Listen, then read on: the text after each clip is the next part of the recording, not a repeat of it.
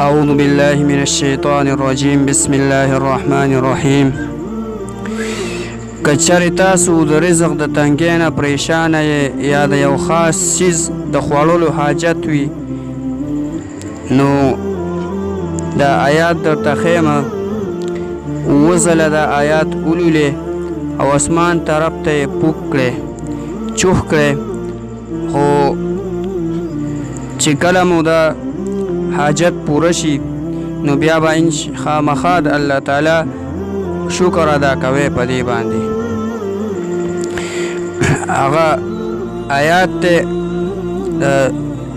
اوومه سپاره ده، آیت نمبر 114 سورة مائدة. ربنا أنزل علينا مائدة من السماء تكون لنا عيدا لأولنا وآخرنا وآية منك وارزقنا وأنت خير الرازقين.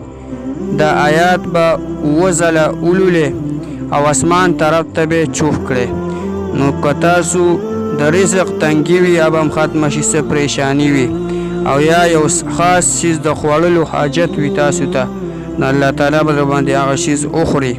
دا ویډیو د ثواب په نیت مخکې شیر کې. واخر دعوانا